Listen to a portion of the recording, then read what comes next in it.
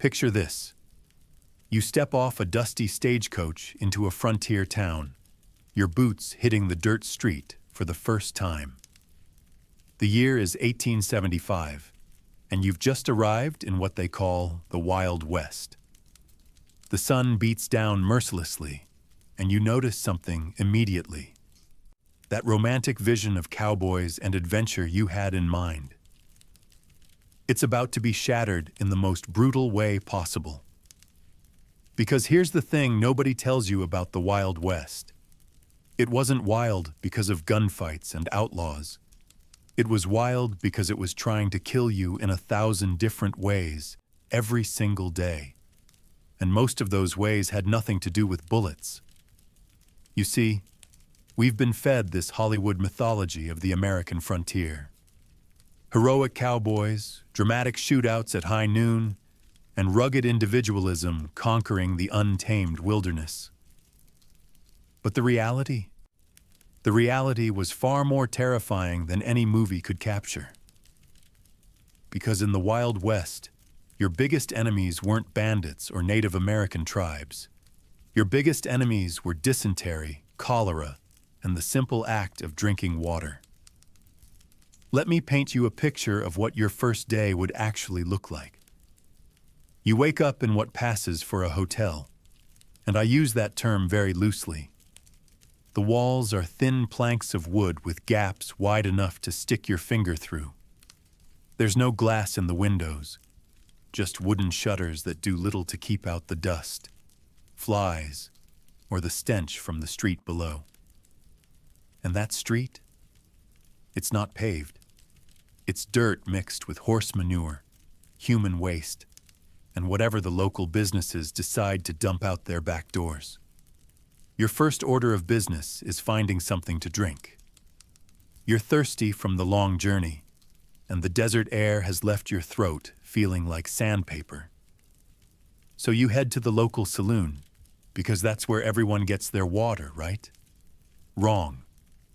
What you get is warm beer that tastes like it was filtered through a saddle, or water that came from the same well the entire town uses as their bathroom. You see, sanitation in the Wild West was a concept that simply didn't exist.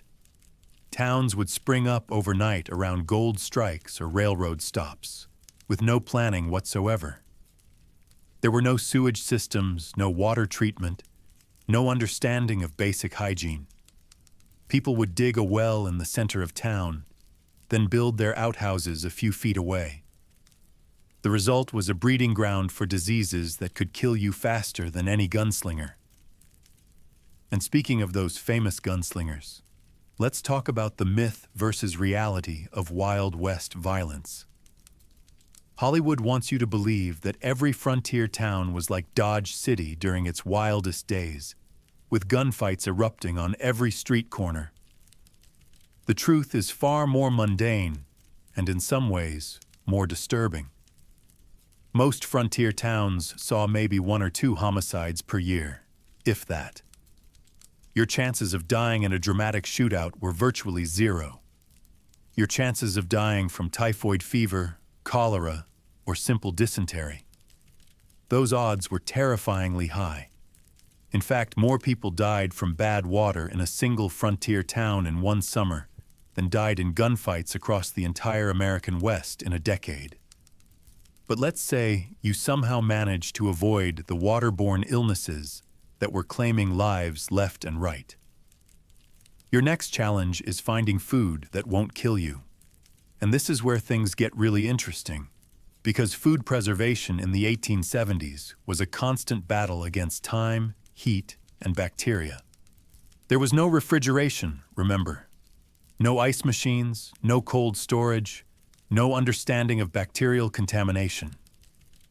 Meat was preserved by salting, smoking, or drying. And even then, it was a gamble every time you took a bite. The famous jerky that sustained many frontier travelers was often crawling with maggots by the time you got around to eating it. And you ate it anyway, because the alternative was starvation. Fresh vegetables were almost impossible to come by unless you were near one of the few established farming communities. Most of your diet consisted of beans, hardtack that could break your teeth, and coffee so strong it could strip paint. The coffee, by the way, was often the safest thing to drink, because boiling the water killed most of the bacteria that would otherwise send you running for the nearest bush. And let's talk about those bushes for a moment, because they bring us to another harsh reality of frontier life. There was no privacy, none whatsoever. When nature called, you found the nearest secluded spot and hoped nobody was watching. There were no toilet paper companies in the Wild West, so you made do with whatever was available. Leaves, corn cobs, or strips of cloth, if you were lucky enough to have any to spare. This lack of basic sanitation contributed to the spread of diseases that we barely think about today. Cholera outbreaks could wipe out entire settlements in a matter of weeks.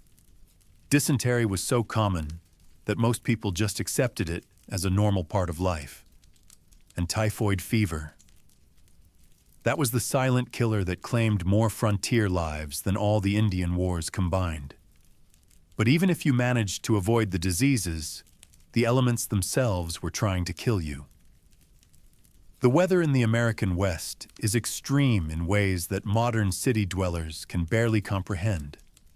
Summer temperatures regularly exceeded 110 degrees Fahrenheit, with no air conditioning, no electric fans, not even reliable shade in many areas. You think you know what hot weather feels like? Try wearing wool clothing, because that's all they had, in 115-degree heat while doing manual labor. Try sleeping in a tent or a poorly ventilated cabin when the temperature doesn't drop below 90 degrees all night long. Heat exhaustion and heat stroke claimed hundreds of lives every summer, and there was no real treatment beyond finding shade and hoping for the best. Winter was even worse.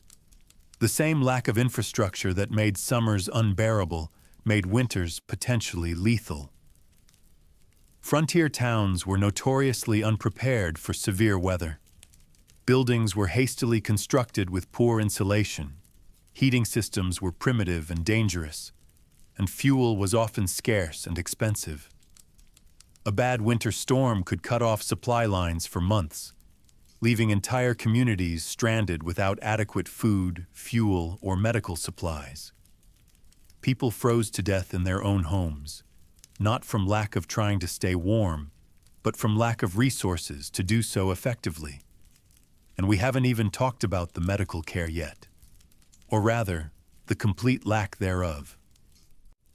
If you got sick or injured in the Wild West, your options were extremely limited and mostly involved hoping you'd get better on your own.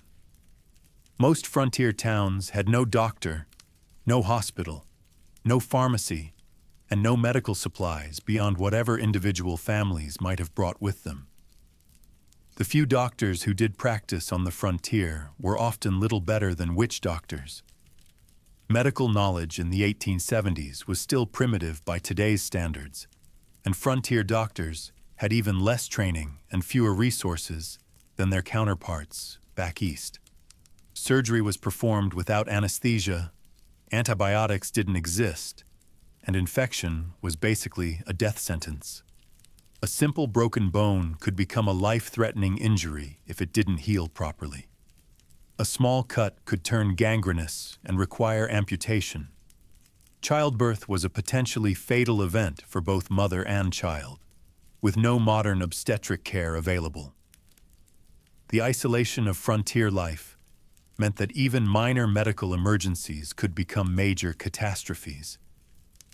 If you were injured or fell ill while traveling between towns, you might be days or weeks away from any kind of help. Many travelers simply died alone on the trail, their bodies discovered weeks or months later by the next group of unfortunate souls attempting the same journey. But perhaps the most psychologically challenging aspect of Wild West life was the crushing loneliness and mental stress. We're talking about a time before telephones, before radio, before any reliable means of long-distance communication. If you moved west, You were often cutting yourself off from family and friends permanently. Letters took weeks or months to travel between the frontier and the established cities back east, assuming they arrived at all. Many people went years without hearing from loved ones, never knowing if their family members were alive or dead. The psychological toll of this isolation was enormous, and many frontier settlers struggled with what we would now recognize as severe depression and anxiety. The uncertainty of frontier life was constant and overwhelming. You never knew if your next meal would come from your own efforts or from the charity of strangers. You never knew if the water you were drinking would kill you. You never knew if the weather would destroy your crops, your home, or your life. This psychological stress was compounded by the very real physical dangers that surrounded frontier life. Wild animals were a genuine threat in many areas. Bears, wolves, and mountain lions were common in the more remote regions, and they weren't afraid of humans. Rattlesnakes were everywhere, and a single bite could mean death if you were too far from help. But even more dangerous than wild animals were domestic animals. Horses were the primary means of transportation, and horses are large, powerful, and often unpredictable animals. Horse-related accidents were one of the leading causes of injury and death on the frontier.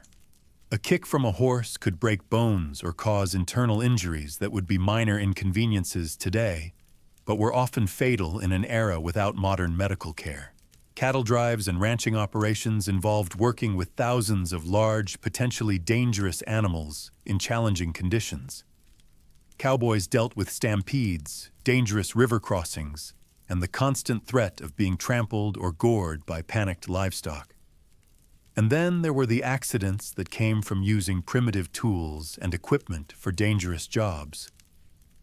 Logging was a major industry in many frontier areas, and it was extraordinarily hazardous work. Men were crushed by falling trees, mangled by primitive sawmill equipment, and killed in accidents that would be prevented by basic safety measures today. Mining was even more dangerous. The California gold rush and similar mineral booms attracted thousands of inexperienced miners to extremely hazardous work environments. Cave-ins, explosions, toxic gas exposure, and equipment failures claimed lives on a daily basis. The promise of striking it rich drew men into underground death traps, where a moment's inattention could mean burial alive. Railroad construction, which was booming during the Wild West era, was perhaps the most dangerous job of all. Workers dealt with explosives, heavy machinery, extreme weather conditions, and hostile terrain. The Transcontinental Railroad was built on the backs of men who died at an alarming rate from accidents, disease, and exposure. Even the simple act of traveling from one place to another was fraught with danger. The stagecoach routes that connected frontier towns were notorious for breakdowns, accidents, and attacks. Not necessarily by outlaws, though that did happen, but more often by desperate people driven to robbery by their own dire circumstances. River crossings were particularly treacherous. Many frontier routes required crossing rivers that could change from gentle streams to raging torrents depending on the season and weather conditions. Drowning was a common cause of death for travelers, and many frontier graves mark spots where entire families were lost attempting to cross swollen rivers.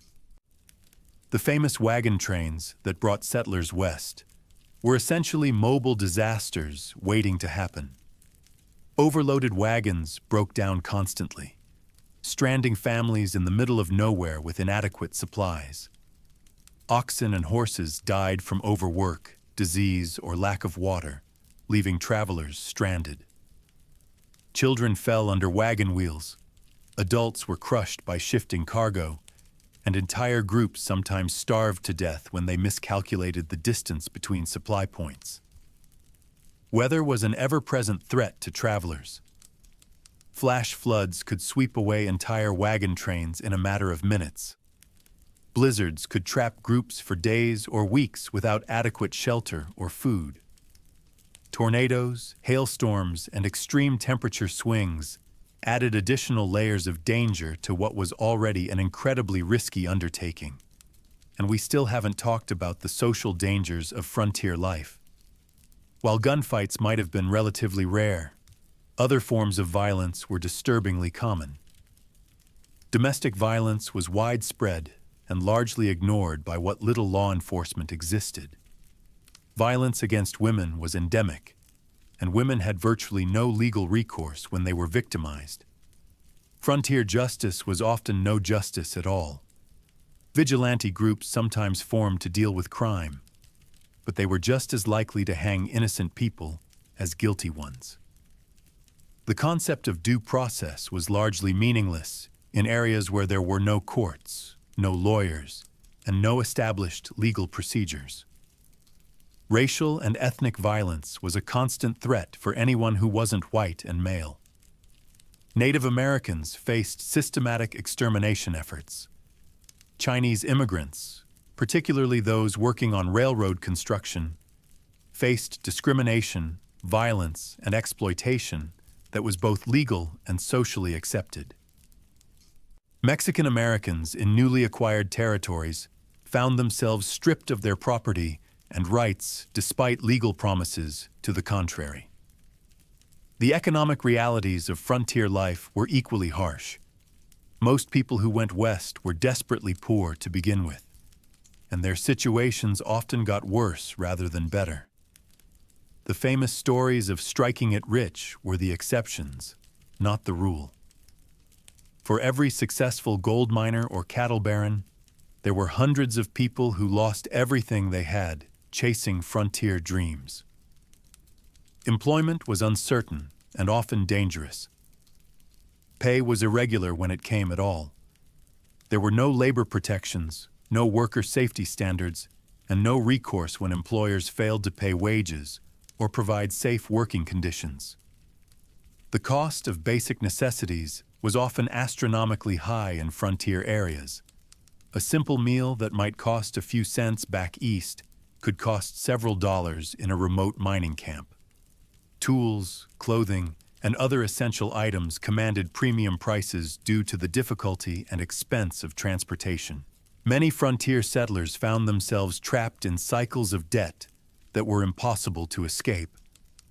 They borrowed money to make the journey west, borrowed more to buy land or equipment, and then discovered that the economic opportunities they'd been promised simply didn't exist. The failure rate among frontier businesses was staggering. Most frontier towns were boom and bust affairs that could empty out almost overnight when the local economic driver, whether it was mining, logging, or railroad construction, moved on or played out. So by now you might be wondering, if life in the Wild West was so dangerous and miserable, why did people keep going?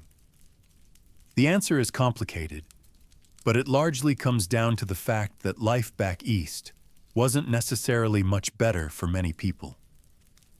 The Industrial Revolution was creating new forms of poverty and hardship in the established cities. Factory work was dangerous, poorly paid, and offered little hope for advancement. Urban slums were overcrowded, disease-ridden, and violent. For many people, the unknown dangers of the frontier seemed preferable to the known miseries of industrial city life. There was also the powerful myth of the American frontier as a place where anyone could start over and make something of themselves. This myth was promoted by railroad companies, land speculators, and government agencies that had financial incentives to encourage westward migration.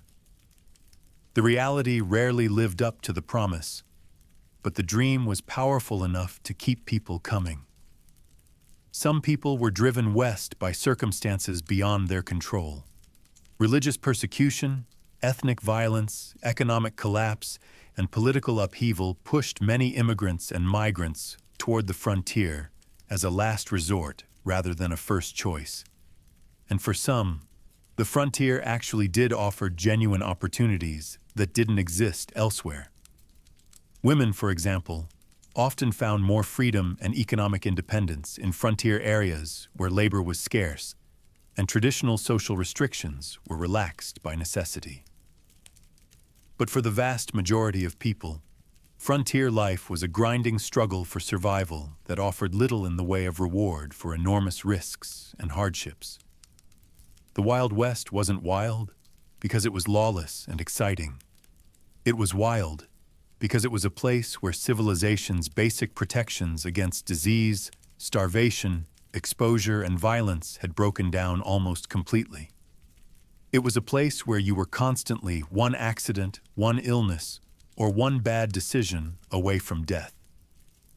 The romantic image of the cowboy riding off into the sunset is powerful and enduring, but it obscures the reality of what frontier life was actually like for most people. The sunset the cowboy was riding into was more likely to be his last than the beginning of a new adventure. So would you survive a day in the Wild West? Maybe, if you were extraordinarily lucky, but the odds would be stacked against you in ways that are hard for modern people to fully comprehend. Every glass of water was a gamble with your life. Every meal was a roll of the dice. Every journey was a potentially fatal undertaking. The Wild West wasn't conquered by brave individuals armed with six-shooters and determination. It was gradually tamed by the slow, patient work of building the infrastructure that makes civilized life possible. Clean water systems, reliable food distribution, medical care, communication networks, and legal institutions. The real heroes of the American frontier weren't the gunfighters and outlaws we celebrate in movies. They were the people who dug wells, built hospitals, established schools, and created the boring but essential foundations of civilized society. And that's perhaps the most sobering lesson of the Wild West. Civilization isn't something that just happens naturally. It's something that has to be built and maintained through constant effort. When that effort breaks down, when those systems fail, we're all just one disaster away from finding ourselves back in a world where survival is the only priority and tomorrow is never guaranteed. The next time you turn on a tap and clean water comes out, remember the frontier settlers who died from drinking contaminated water.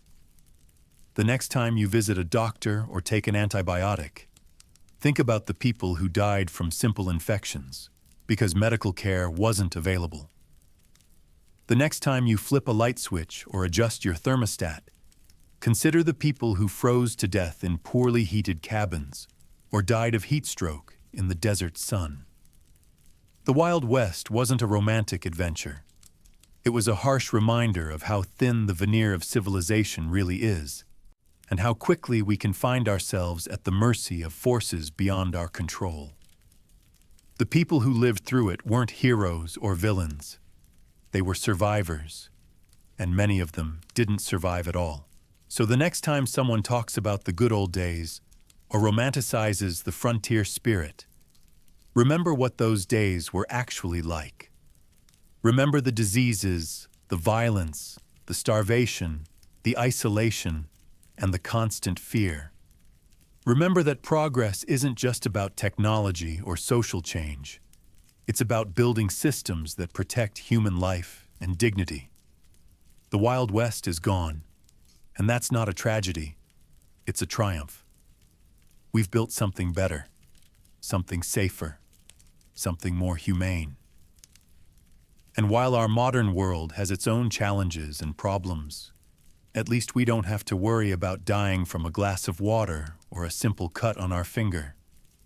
But even if you somehow survived the immediate threats of disease and violence, you'd still face one of the most underestimated killers of the frontier: simple accidents.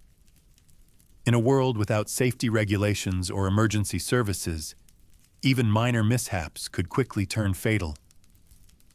A broken bone from a fall off your horse meant you might never walk properly again. A deep cut from an axe while chopping wood could lead to infection and death within days. And if you were unlucky enough to get caught in a flash flood or prairie fire, your chances of survival dropped to nearly zero. Women faced additional deadly challenges that men didn't have to worry about. Childbirth was essentially a death sentence lottery, with maternal mortality rates reaching 20 to 30% in some frontier communities. Without trained doctors or sterile conditions, complications during delivery often meant losing both mother and child. Even if you survived giving birth, raising children in this harsh environment meant watching helplessly as diseases like whooping cough, diphtheria, and scarlet fever claimed young lives with terrifying regularity. The psychological toll was just as devastating as the physical dangers. The crushing isolation, constant fear, and relentless hardship drove many settlers to complete mental breakdowns. Frontier newspapers regularly reported cases of homesteaders simply walking into the wilderness, never to be seen again. Others turned to alcohol or laudanum to numb the pain, creating new problems that only accelerated their demise. Perhaps most terrifying of all was how quickly everything could go wrong. One bad winter, one crop failure, one accident, and your entire family could be wiped out within months. The Wild West wasn't just dangerous. It was a meat grinder that consumed ordinary people and spit out cautionary tales.